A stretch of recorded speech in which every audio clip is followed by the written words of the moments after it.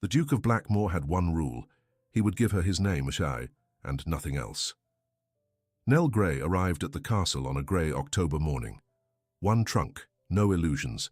The smell of cold stone and candle wax met her at the door. He didn't come to greet her. She stood alone in the entrance hall and made herself one quiet promise. She would not beg this man for anything. Not once. Chapter 1. The Castle that forgot to welcome her. The housekeeper, Mrs. Holt, was the one who appeared.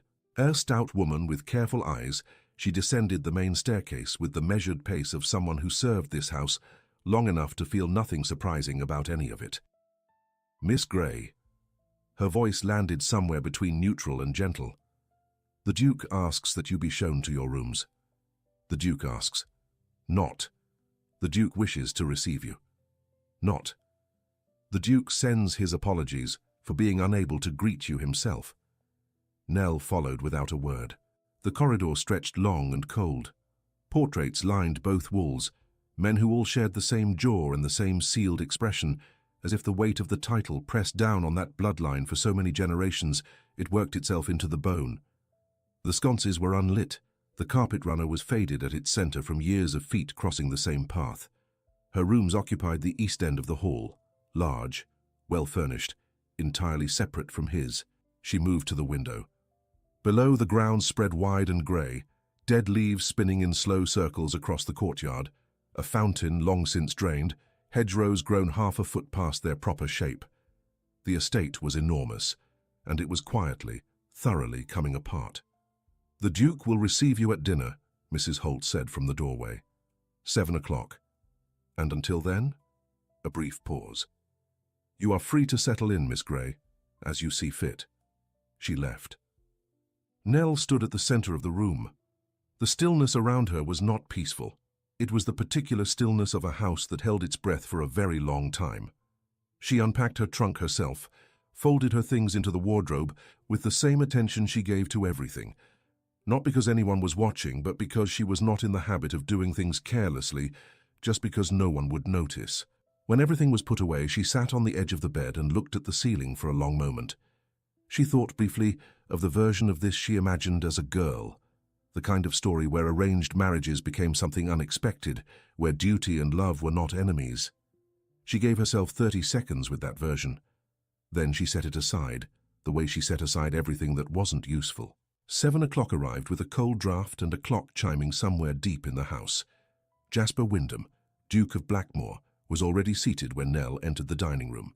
He didn't rise. She heard the warnings, delivered in careful, measured ways by careful, measured people, that this man was not given to warmth or pleasantry. Reserved, exacting, not cruel, they were quick to add, as though the distinction mattered at this particular point. What no one mentioned was how he occupied a room. He sat at the head of a table long enough to seat 20, a single candelabra between them and the rest of the space swallowed in shadow. He read when she came in. He set the papers aside with unhurried movements, the movements of someone who never in his life needed to hurry for anything. Then he looked at her. Dark eyes, a jaw set with the particular tension of a man who always contained something he never planned to release. He was younger than she expected, early 30s perhaps, and considerably more difficult to read than anyone warned her. "Miss Grey." His voice was low, even, like a door closing on a room no one was invited into. "Your Grace." She took her seat without waiting for an invitation and reached for her napkin with steady hands. Something shifted in his expression, too brief to name, too real to ignore. They ate in silence. The soup was good, the bread was fresh. A footman moved between them like a ghost, refilling glasses neither of them touched much. The candle between them guttered once in a draught from somewhere and then steadied. Halfway through the meal, Jasper set his fork down. "You are not what I expected." Nell looked up. People rarely are. He studied her then, really studied her in a way he hadn't through the previous course, as if revising something he decided too quickly. Then he returned to his meal. What he expected, she would never know. What she expected from this marriage stopped mattering the morning her father signed the contract and told her to be grateful. She was 24, with no dowry left, and 2 younger sisters who needed the weight of a respectable match ahead of them. She understood the arithmetic. She simply did not have to call it gratitude. The rest of dinner passed without another word. She found the ledgers the next morning. Not by design. She was searching for writing paper, opened the wrong drawer in the study, and there they were. Stacked unevenly on the corner of the desk, the top one worn at the spine from years of use. She sat down and opened the first. An hour later, she pressed 2 fingers against her eyes. The estate wasn't simply neglected. It bled, slowly, in the way that only happens when no one watches and no one asks. The accounts slipped for the better part of 3 years. Suppliers paid late, 2 tenants behind on rent with no resolution in sight. A drainage problem on the North Field noted last spring, flagged again in summer, never addressed. The kind of neglect that builds quietly, invisibly, until one day the whole thing stands a season away from something much worse. A property the size of Blackmore required constant, relentless attention. Someone stopped paying it. She closed the first ledger, opened the second, then a third. When Mrs. Holt appeared in the doorway 2 hours later, ink on Nell's fingers, 3 pages of notes arranged beside her, the housekeeper went completely still. Miss Gray. The North Field. Nell kept her eyes on the page. How long has the drainage problem been unresolved? A pause. Since last spring. And Hartley's in the village. Why was their contract ended? A longer pause. His Grace felt the expense unnecessary. Replacing them costs nearly twice what they charged. She looked up. I'm not finding fault. I'm asking.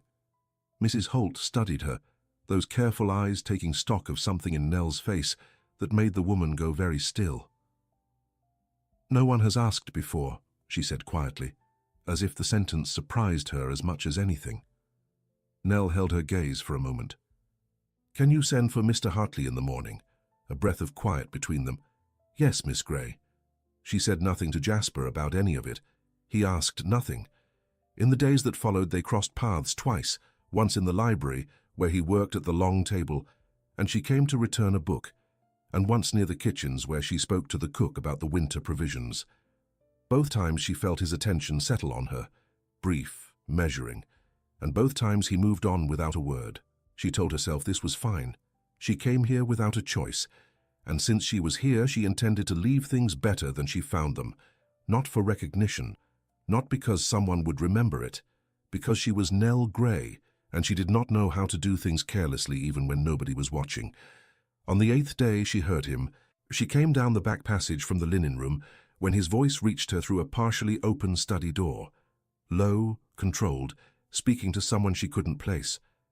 Not what was needed. A wife is a wife. One is as useful as the next. She stopped. Her palm rested flat against the wall. One is as useful as the next. She knew this. She walked through these doors knowing exactly what she was. A name on a contract, a solution to a social obligation. She made her peace with it on the carriage ride from her father's house, somewhere between the 2nd and 3rd mile, staring out at passing fields, and accepting with complete clarity that feeling things about what couldn't be changed was a waste of everything she had left. She made her peace with it. She pressed away from the wall, walked back toward the staircase, kept her chin level, her shoulders straight, her expression exactly as it always was. But something inside her settled into a harder, quieter shape. She would be useful then. Precisely that, as useful as any other. And she would not give him a single thing more. She started with the east wing. The rooms at that end of the house were unused, drafty, poorly maintained, the kind of rooms that get left behind when a house shrinks around itself. 3 of them had water damage from a roof repair that was done badly and then forgotten. She spent a Tuesday morning walking through each one with Davies, taking notes, and by Friday she had a cost estimate on his desk beside the Morning Post. She did not mention it at dinner. He signed the approval 2 days later and left it on the study table without comment. She took it, filed it away, sent Davies the authorization. This was how it went. Tell me, do you trust the Duke of Blackmore yet? Drop a comment and let us know where you are watching from tonight. Chapter 2. Everything she built, while he looked elsewhere. 8 months passed. The Northfield drained. Hartley's returned. 3 supplier contracts renegotiated at better terms than the ones Jasper dismissed as satisfactory. The winter stores, fully stocked for the first time in 4 years according to Mrs. Holt, who delivered this information with her usual measured expression, but whose eyes carried something considerably warmer. Nell learned the rhythm of the house the way you learn any language, by listening more than speaking, by paying close attention to what people don't say. She learned that Jasper took breakfast alone and wanted no company at that hour, that he rode before dawn when something troubled him and returned with mud on his boots and whatever troubled him still present behind his eyes, that he was fair with the staff, demanding but consistently fair, and that Mrs. Holt had served him for 11 years and would do anything for him without ever saying so directly. She gathered all of this without him telling her a word, and she offered nothing in return. This was their arrangement, even if they never stated it aloud. She would not press him. He would not pretend. She would be useful, exactly what he said, precisely what this house required, and they would manage the rest with the careful politeness of two people who understood the terms. It was not a happy arrangement. It was a functional one. And for a long time Nell told herself that was sufficient. There were moments that tested that conclusion. The afternoon in November when one of the tenant farmers, a man named Birch whose wife was ill and whose oldest son was still too young to help with the harvest, came to the house with his hat in his hands and the careful posture of someone expecting to be turned away. Nell heard him at the kitchen entrance from the corridor and walked him herself to the small parlor and sat with him for 40 minutes, working out a payment arrangement that was fair and that he could actually keep. He left with his hat still in his hands, but the rest of him considerably more upright than before. Mrs. Holt found Nell in the corridor afterward. "His Grace usually sees the tenants on Thursdays," she said carefully. "I know," Nell said. "His Grace is in London." A pause. "Yes, Miss Grey." She walked back to the study. She did not think about the fact that Jasper was in London for 3 weeks, and she managed the tenants every week he was gone, and he didn't know because she didn't tell him. She didn't think about it because thinking about it required asking a question she wasn't ready to answer. By March, Blackmore looked like a different estate, not dramatically different.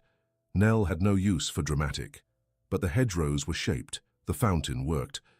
The two tenants behind on rent received a revised arrangement, fair on both sides, which she presented to Jasper in writing. He signed it without comment. She expected no comment. Then one morning in the study, reviewing the spring accounts, she found 2 words at the bottom of the page she left him the previous evening. "Well done," his handwriting, slightly compressed, as if written quickly, without looking back at it. She stared at those 2 words for longer than was reasonable. Then she turned the page and kept working.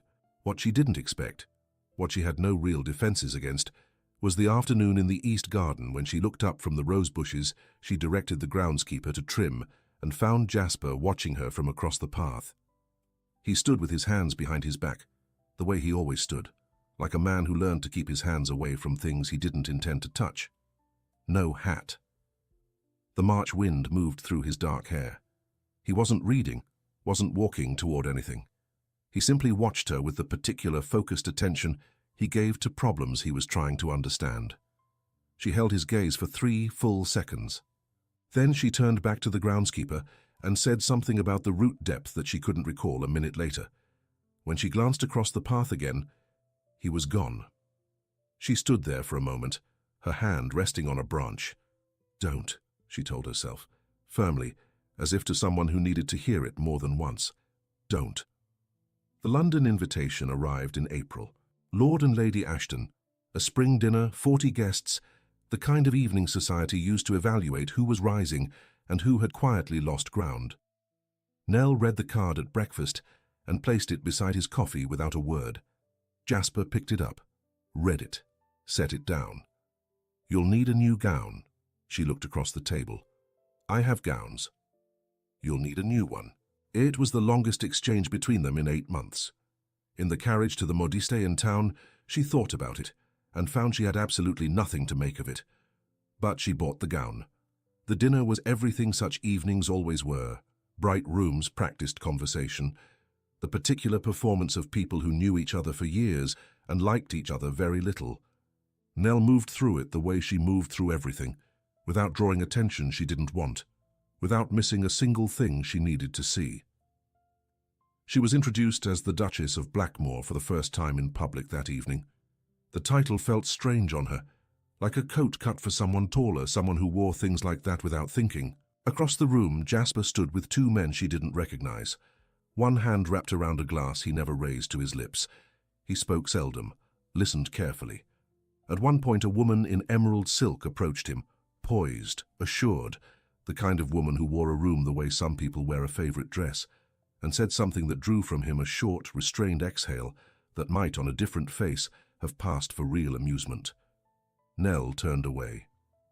She did not watch him again that evening, but standing at the far window later, the low sound of a string quartet drifting from the next room, the scent of cut lilies in the warm air, she became aware of him beside her.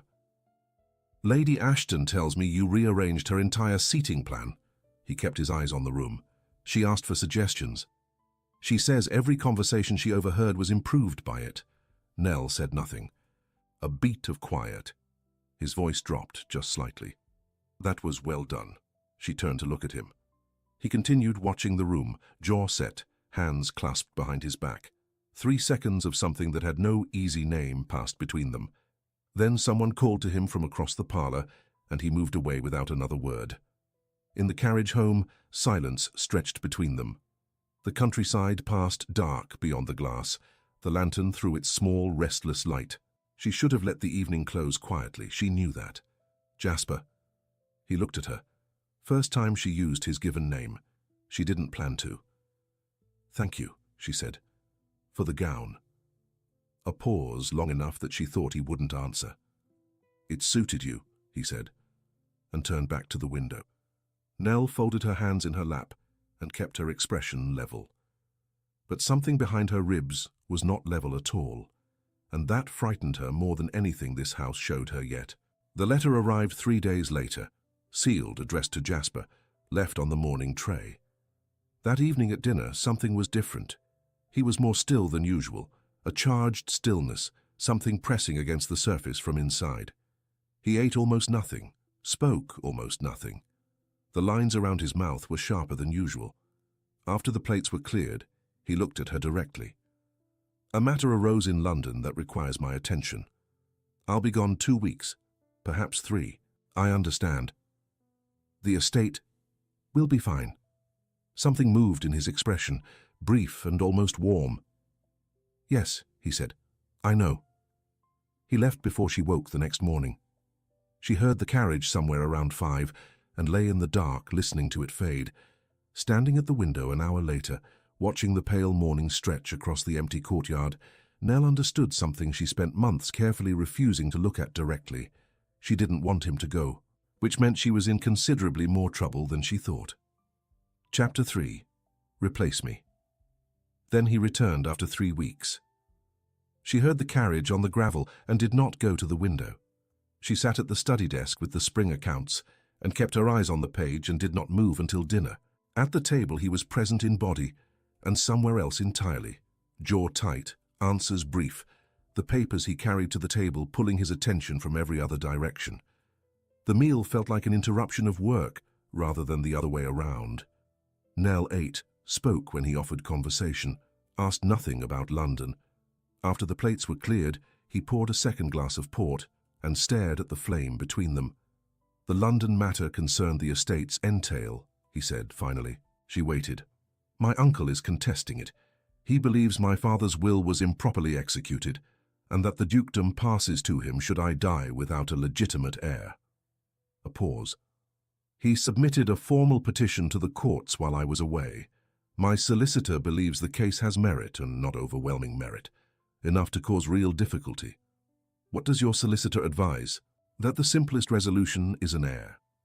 His eyes met hers, direct, impersonal, the eyes of a man conducting a transaction, which requires a marriage that is something more than nominal. The word nominal settled between them like a stone dropped in still water. Nell held his gaze. "I see. I wanted you to understand the situation." He returned to his port. "I'm not asking anything of you tonight. I simply thought you deserved to know. Deserved to know. 8 months of silence and now deserved to know." She rose from her chair. "Good night, Jasper." He said nothing as she left. The week that followed was courteous and unbearable in equal measure. He was present, attentive in a way that had weight to it now, a different density than before, as if the London trip changed the pressure in the house. He came to breakfast 3 mornings. He asked about the south barn repair at dinner on Tuesday. 2 sentences answered, and then nothing. She went back to her work, the spring planting schedule. The school for the tenant children she set in motion quietly, funded from the household accounts in a way nobody would notice for months. The south barn roof. She didn't notice the shift until it was already complete. She wasn't managing the estate anymore, she was protecting it. There was a difference, a significant one, and the moment she recognized it, she also recognized what it meant. This was hers, not because of the contract, not because of the title, because she built it, because she got up every single morning and gave it her attention, her judgment, her hours, her problem-solving, her quiet insistence that things be done well even when no one was watching. Mrs. Holt, who brought her tea without being asked. Old Davies, the contractor, who tipped his hat to her now and to no one else. The kitchen staff, who came to her with problems before they came to anyone else. She built something here, and she was not willing to be treated like something replaceable inside it. The confrontation came on a Thursday in the study in the middle of the afternoon. She brought the revised barn accounts. The contractor needed a decision by Friday morning. Jasper stood behind the desk in conversation with a man she didn't recognize. London cut to his jacket, the practiced ease of someone accustomed to getting what he wanted from rooms. Jasper looked up when she entered. "Not now. The contractor needs an answer by tomorrow morning." "I said not now." Sharper, the tone he used when he wanted a door to close. She placed the folder on the edge of the desk and turned for the exit. "You'll forgive my wife," Jasper said to the man. And the tone shifted. Light, dismissive, the tone of someone mentioning a minor inconvenience. "She manages the household well enough, but she doesn't quite understand when business matters require privacy." She stopped, turned. The other man looked at his shoes. Jasper's eyes met hers.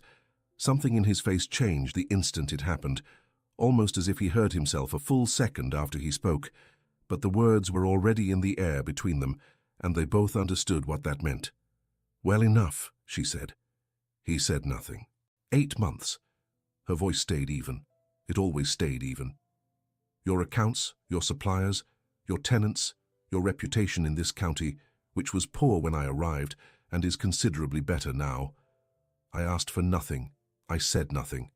I gave you every hour I had, and not once, and did I ask you to see it." She stopped, breathed. "Well enough." "Nell."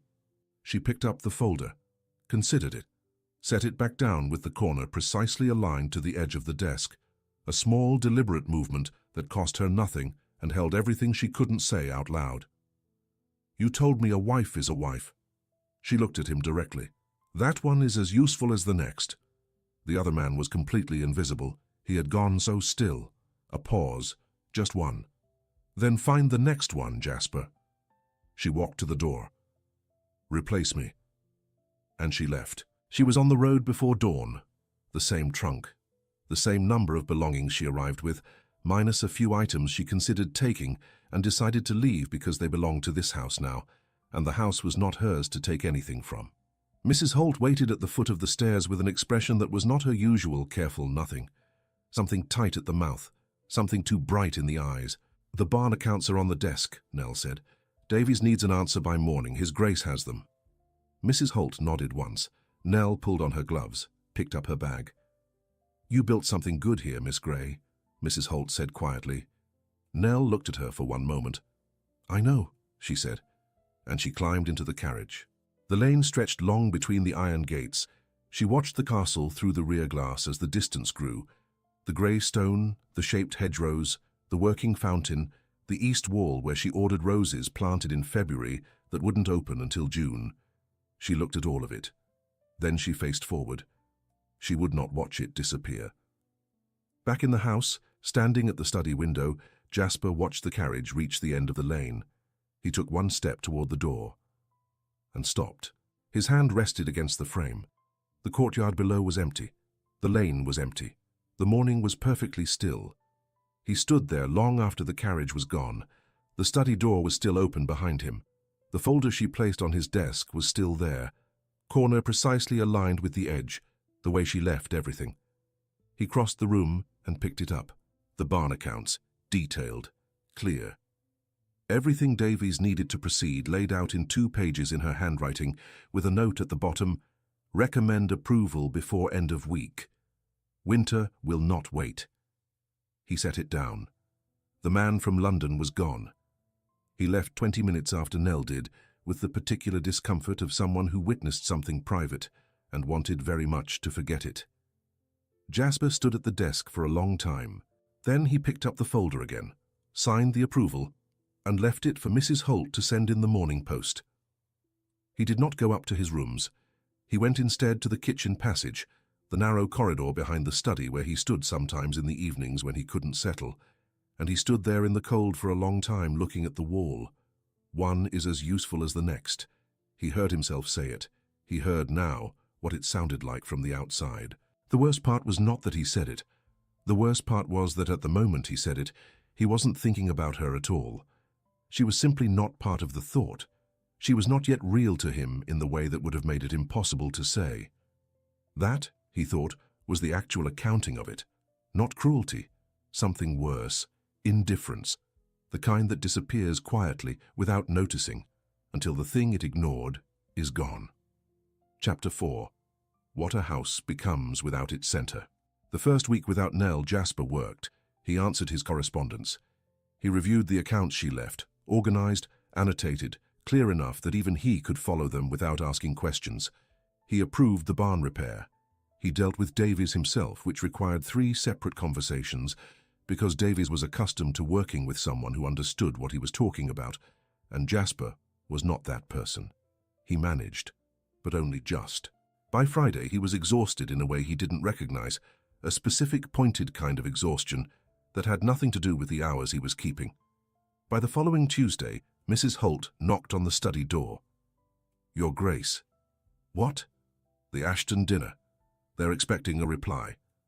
Send regrets." A pause. "Both regrets, Your Grace? Or only—" "Send regrets." The door closed. He stared at the papers on his desk. Her writing was everywhere.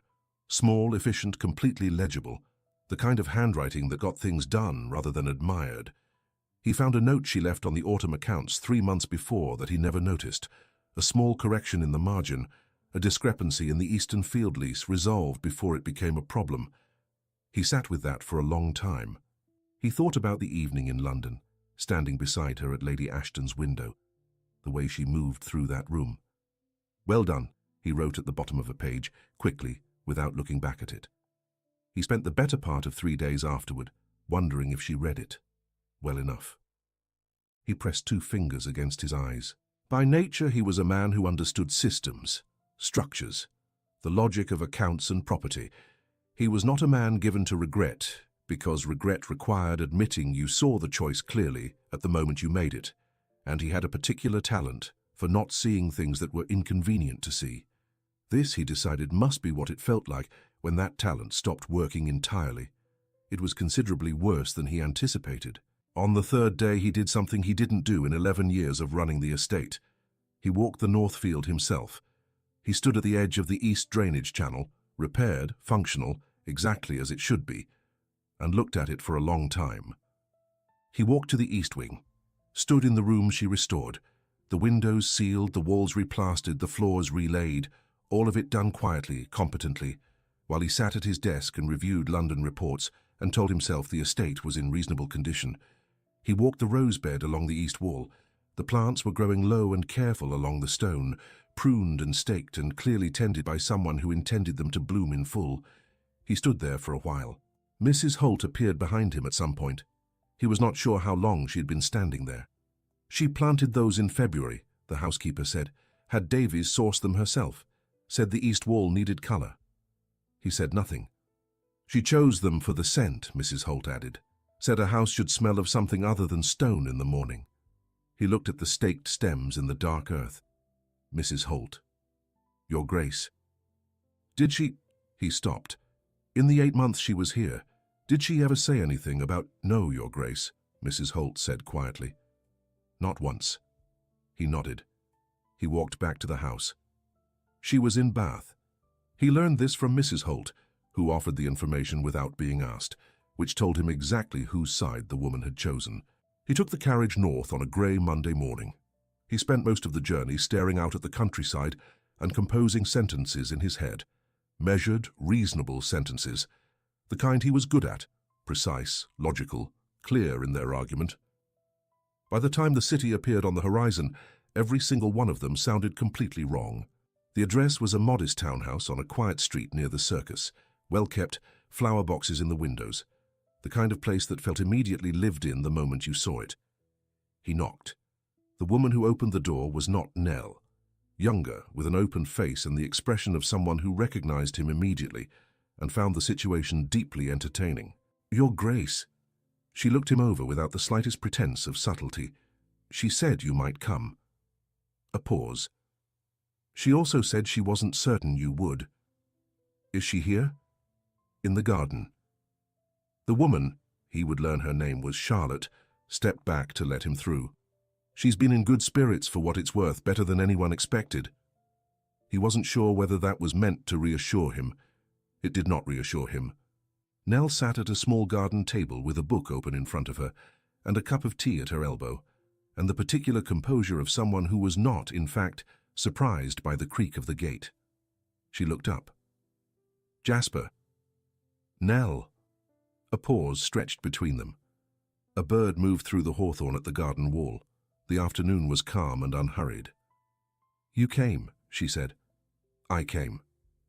"You didn't have to. I know."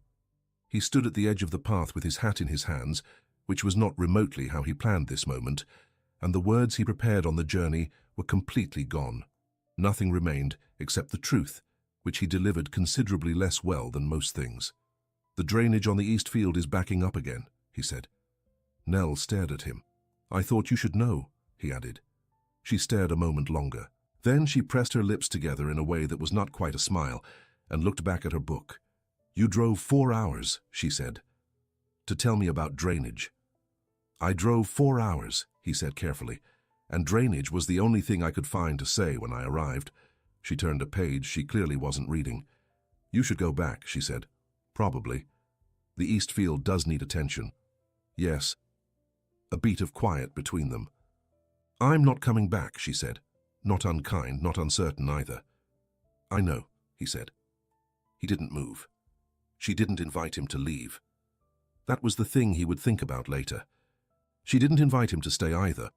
Not that afternoon, not the next morning when he appeared again at the garden gate, not the afternoon he sat across from her at the small table and did absolutely nothing useful for 3 hours while she read and Charlotte passed through the kitchen window, making no effort at all to pretend she wasn't watching. "I like him better than I expected," Charlotte told Nell loudly on the second afternoon, setting 2 cups of tea on the table. "I can hear you," Jasper said. "I know," Charlotte said cheerfully and went back inside. The corner of Nell's mouth moved. It was, Jasper thought, the most encouraging thing he witnessed in months. On the third evening, he walked with Nell along the street near the circus, as the light faded, and the gas lamps came on one by one along the pavements. He didn't reach for her arm. She didn't offer it. But they walked close enough that her shoulder brushed his twice, and neither of them moved away. "I should not have said what I said," he kept his eyes ahead. "In the study, in front of a man I barely knew. No, I should not have said any of it. No. There are things I manage well," he said. "I manage most things well." A pause. "That was not one of them." She walked in silence for a moment. "Do you know what it cost me?" she said. Not quite a question. "To build something in that house, to choose it, when I had every reason not to."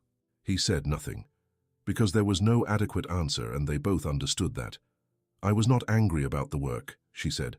"I was angry that you looked at everything I gave that house and saw something that could be replaced with anyone else." She kept her eyes on the street ahead. "I'm not interchangeable, Jasper. I know that." "You didn't." "No." He held it. "I do now." Another lamp came on ahead of them. The street was quiet. Someone's dog crossed the far end of the road and disappeared. "Why did you really come?" she asked. He looked at the careful space between them. The deliberate few inches she kept. "Because I didn't stop you," he said, "and I should have." Nell walked a few more steps. "That's closer to an answer," she said. In the quiet that followed, something shifted between them, small, undeniable, like a key turning in a lock that had been stuck for a very long time. Chapter 5. The Man Beneath the Title. He stayed. Not at her house, she was clear on that, and he respected it without being told twice.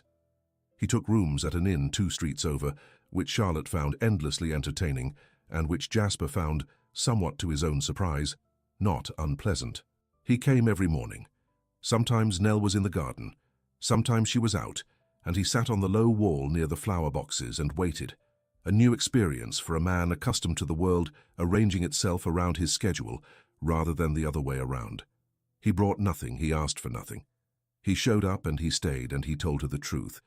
Gradually, in the halting way of someone who didn't make a practice of it. He told her about his father, who ran Blackmore into the ground before the final year, and left him a ledger that read like a document of accumulated failure. He told her about the 3 years after the funeral, keeping the property running by force of will and very little else, dismissing staff he couldn't afford, and lying awake at night running numbers in his head. He told her he dismissed the housekeeper before Mrs. Holt because the woman asked questions he didn't know how to answer. He told her that on the 9th day of her residence at Blackmore, when she spoke to Mrs. Holt about Hartley's, about the accounts, about the North Field, about the specific cost of replacing what he cancelled, he stood in the corridor outside the study door and listened for 4 minutes without moving. Nell looked at him across the small table. "You listened." "For about 4 minutes." "And what did you think?" A pause. "That you were right about Hartley's." "I was right about everything." "Yes," he said simply. "You were." She held that for a moment. "Why didn't you say anything at the time?" He looked at his hands. "Because saying something required admitting I was wrong, and I didn't yet know how to do that." "And now?" He looked up. "I'm working on it," he said. "I'm told that's a start." She looked at him for a moment. Then she picked up her tea. "It is," she said. She came back to him slowly. Not all at once. Nothing about Nell was ever all at once. She came the way dawn comes, gradual, undeniable, more beautiful than you anticipated once you stopped bracing against the dark. She began to answer him differently, not just with information, but with herself, opinions surfacing, the occasional dry observation, the slight shift in her posture when she found something genuinely funny. He learned more about her in 2 weeks in Bath than in 8 months at Blackmore. He learned she had strong opinions about nearly everything and shared roughly a third of them, that she was wry in a way she never showed in company, that she read quickly and remembered everything and occasionally corrected him on points of history with an expression of complete composure, as if correcting a duke was something she did every Tuesday. He learned that she was fiercely protective of people she felt responsible for, and that this list, without her appearing to notice, included him. He thought about that in the evenings, alone at the inn, with the inadequate fire and the sound of the street below. He was never someone people needed to decide about. He was simply the Duke of Blackmore, and that was usually enough of a thing to be. With Nell, it was not enough. And for the first time in his life, he found he minded that gap and genuinely wanted to close it. On the 9th morning, the 2nd Tuesday, he arrived at the garden gate and found Nell already outside with a letter in her hand and a slight frown that meant she was thinking about something she hadn't resolved. She looked up. "You're early." "I walked." She blinked. "You walked 2 miles. The inn has no garden," he said. "I needed somewhere to think." She looked at him for a moment. Then she set the letter down and gestured to the chair across from her. He sat. "What were you thinking about?" she asked. He looked at his hands for a moment. "The school you set up for the tenant children. I found the accounts last week." A pause. "You funded it quietly for months." Nell said nothing. "You paid the teacher's wage out of the household surplus, organized the space above the birch barn, arranged the materials." He looked at her. "You didn't tell me." "No." "Why?" She was quiet for a moment. "Because I wasn't sure you'd say yes," she said. "And I wasn't willing to ask and be told no." He sat with that. I would have said yes, he said. I didn't know that. No. A pause. You didn't. That's on me. She picked up her tea. The morning was quiet around them. There are 12 children enrolled, she said, as of last month. I know. He looked across the small table at her. Mrs. Holt told me. Did she? She tells me quite a lot, it turns out, when she decides I need to hear it. Nell pressed her lips together. She's not subtle. No, he said. Apparently it's a theme with the people you choose to trust. The corner of her mouth moved. Apparently, she said. On a Friday evening, Charlotte announced she was visiting a friend across the city and closed the front door behind her with the energy of someone who had been waiting for this exact moment all week. Nell looked at the shut door. She has never been subtle for a single day in her life, she said.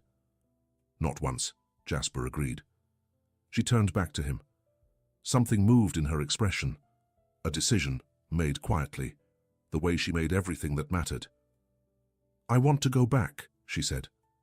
He went still. To Blackmore. She met his eyes directly, but not the way it was. No? I want... She stopped. I want to be chosen, Jasper. Not needed, not useful, not the most practical solution to someone else's problem. A beat. Chosen. The word landed between them with more weight than most words carry. He crossed the room. He didn't rush. He stood close enough that she could step back if she needed to. And when she didn't, when she tilted her face up with that steady, measuring look she always had, he let himself close the last few inches. The first kiss was quiet, brief. The kind of first kiss that already knows it isn't the last. The second was considerably less brief. When she finally pulled back, her fingers were curled in the lapel of his coat. She noticed this and made no effort to uncurl them. Are the Eastfield drainage? She said against his jaw. He exhaled slowly. I know. You said it was backing up. I may have overstated the severity. She leaned back just far enough to look at him, fully, openly, without the careful distance she once kept between herself and everything. You drove 4 hours, she said, to tell me about drainage. I drove 4 hours, he said, because the house was wrong without you in it, because I was wrong without you in it.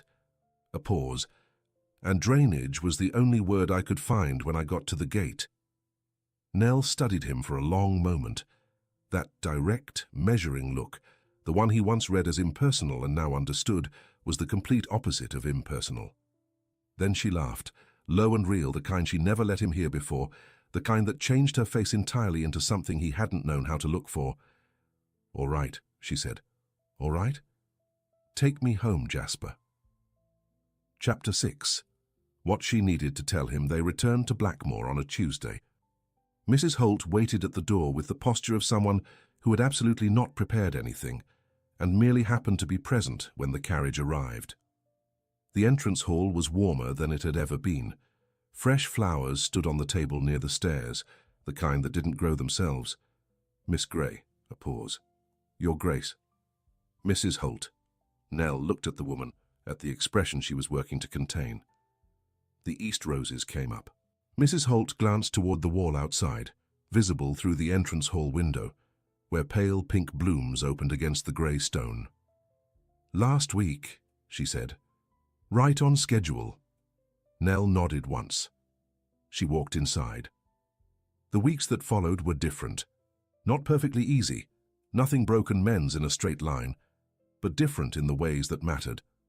Jasper came to breakfast. He told her things.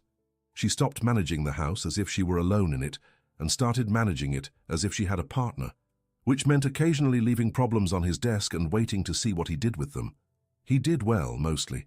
Once he made a decision about the south pasture she considered questionable and told him so directly. He listened, pushed back, made his case. She made hers. At the end of it, he looked at her for a long moment, and she saw, clearly without question, that he was not merely tolerating the exchange, he was enjoying it. You're enjoying this, she said. I'm not enjoying it. That is not a denial. No, he said. It isn't. She held his gaze. "You are a very strange man," she said. "I've been told," he said, "by you specifically 3 times now. It bears repeating." "Apparently," he said. She knew for certain on a Thursday in late September. She sat with the knowledge for 4 days, not from fear exactly, but from the particular habit of a woman accustomed to processing things completely before letting them out into the world. On Monday morning, she found Jasper in the study, reviewing the winter accounts. The fire was steady in the grate. The morning light came through the tall windows in long, clean lines across the floor. "I need to tell you something." He looked up. The pencil in his hand stayed where it was. She stood at the center of the room, where she once stood with a folder of barn repairs and the whole long silence of their arrangement pressing down, and felt for the first time in that house that she stood somewhere she belonged completely and without qualification. "I'm going to have a child." The pencil came down. Jasper looked at her for what felt like a very long moment. The fire made its small, steady sound. Outside, a horse crossed the courtyard. A crow called once from somewhere beyond the east wall and went silent. Then he stood, and he crossed to her, without any of the measured precision he usually moved with, and took her face in both his hands. "Nell." "Yes." "Are you—" He stopped, started again. "Are you well?" She looked at him. At the lines around his eyes she watched deepen over a year of mornings, at the jaw she once catalogued as the anatomy of containment, and now knew as something softer underneath. "I'm perfectly well," she said. "I'm also apparently increasing." His thumbs moved against her cheeks. "That's the same thing," he said softly. "Medically, no." He exhaled slowly. His hands stayed. "Nell." "Yes." "Would you please," he said very quietly, "allow me to be overwhelmed for one moment without the annotation?" She pressed her lips together. "One moment," she agreed. He leaned his forehead against hers. His hands stayed. Outside, the horse moved on. The fire settled. The morning arranged itself around them with the unhurried patience of something that had been waiting. After a long moment, he exhaled. "I know almost nothing," he said, "about this particular. I'm aware. I may require a considerable amount of guidance. Yes, I anticipated that entirely." "Nell." "Yes." "You drove 4 hours," she said, before he could finish. "You'll manage." He looked at her, really looked, in the way he learned to allow himself, without the careful distance he once kept between himself and everything he couldn't afford to want. Then he did something that was, for him, very nearly unprecedented. He smiled. Not the short exhale at Lady Ashton's, not the careful amusement he occasionally let her see. A full, unguarded smile, the kind that reached everything at once. "I'll manage," he agreed, and he kissed her, properly this time, the kind that didn't ask permission and didn't need to. Epilogue. 1 year later. The East Roses came back a second time, fuller than the first. Nell stood at the upstairs window of the sitting room and watched Jasper cross the courtyard below. He moved the way he always moved, with that controlled economy of gesture that was simply how he was built, but there was something different in it now, something that changed in the autumn before and settled deeper with every month, like roots going down into ground that had been prepared without knowing it. He carried a small bundle against his shoulder, a very small bundle, with a great deal of dark hair and firm opinions about the world, expressed at considerable volume regardless of the hour, the weather, or the wishes of anyone around him. William Jasper Wyndham, 4 months old. Currently, apparently, soothed by being walked across the courtyard stones at 8 in the morning by a duke who read 3 separate books on infant management, retained every word with his usual precision, and still looked, the very first time he held his son, like a man who had never in his life held anything this significant and understood that completely. Jasper looked up and saw her at the window. She raised her hand. He raised one in return, carefully because of the bundle, and tilted his head in the way she now knew meant come down. She pulled her wrap around her shoulders and went. The morning air was cool and clean, the way October at Blackmore always was. The fountain turned, the hedgerows held their shape. Across the grounds, someone whistled near the south barn, Davies's assistant, who came 3 mornings a week now, and whom Mrs. Holt was quietly training with the patience of someone who intended to still be here in 20 years and wanted everything in order well before then. Jasper turned when he heard her on the path. He stopped, he said. The satisfaction in this was considerable and only slightly concealed. Walking settles him. I worked that out. It took you 4 mornings. 3, he said. The 4th morning I already knew. That's not how I remember it. Your memory, he said, is selective. My memory, she said, is perfect. He said nothing to that, which was its own kind of answer. Nell looked at her son, at the closed eyes, the small fist against his father's shoulder, the dark lashes against pale skin. Something in her chest moved that had no words and needed none. You're cold, Jasper said. I'm fine. You're cold. He shifted the bundle to one arm, with a confidence that still occasionally startled her, and drew her against his side with the other. She let herself settle there. The courtyard was quiet around them. The morning stretched ahead unhurried.